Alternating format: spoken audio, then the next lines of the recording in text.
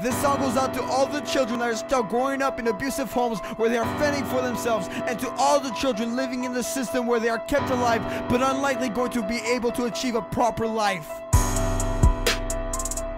Yeah, only 2-year-old living in a broken home.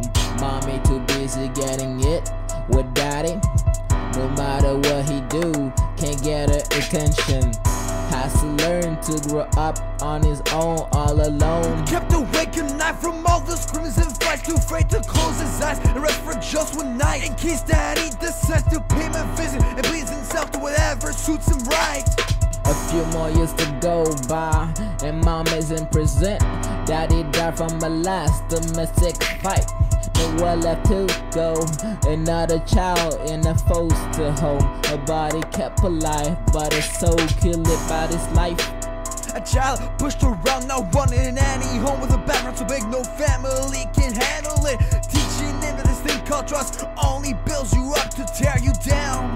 The kid is now 12-year-old, living in a group home, getting bullied every night on his way home from school, just for being different, just for being all alone, living with issues so deep that no one can help him. The system is so corrupted, making us believe that they are helping, doing the minimum effort to protect those children. How can they expect them to grow up being productive when they're stuck living in these scenarios that are so traumatic? Start to get high every night, only way to forget his life. Grass turn into snow, snow turn into water. Can't stop the nightmare, can't stop the flashback. Keep going deeper down an irreversible path. No longer goes to school, can barely get out of bed, body covered in marks and scars from all of the self-harm. Nothing but a skeleton from all the drugs he abuses, rotting away a little more every day. 15-year-old and his life is worthless, so he decided to do something about it. Lock it in a bathroom, cut his wrist, take it all the drug he has left, and to finish, jump with a rope all around his throat. Dan wakes up the next day in a hospital with machines beeping in the tube. Down is no feeling weak and wheezy. The doc walks in, asks him how he's feeling and what brought him to the solution. Don't answer any single question, stay in the bed speechless. He's a teen, too scary to talk, to the measure to trust.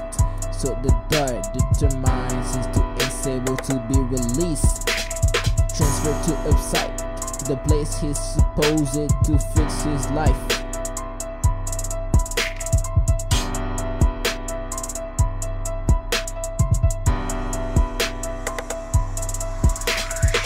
The system is so corrupted, making us believe that they are helping, doing the minimum effort to protect those children.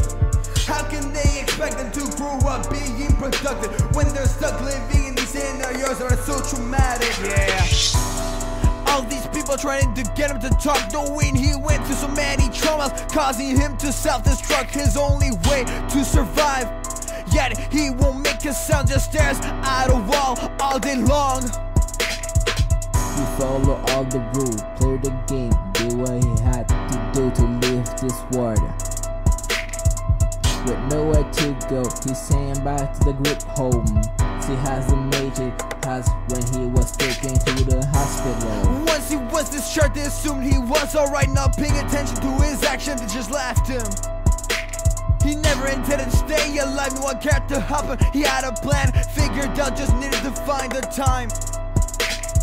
Everything was in place, his time was running out. On his 60th birthday, snuck out into the night to his childhood home. An empty house, now abandoned, hung himself from the front door closet. This time no one can save him. No one noticed his disappearance. It took 2 weeks to find him, a soulless body hanging there, killed by this system meant to protect our children, yet causes them so much damage. So here's another life lost, left unheard of by civilization. The system is so corrupted, making us believe that they are helping, doing the minimum effort to protect those children. How can they expect them to grow up being productive when they're stuck living in these scenarios that are so traumatic? The system is so corrupted, making us believe that they are helping, doing the minimum effort to protect our children. How can they expect them to grow up being productive when they're stuck living in these scenarios that are so traumatic?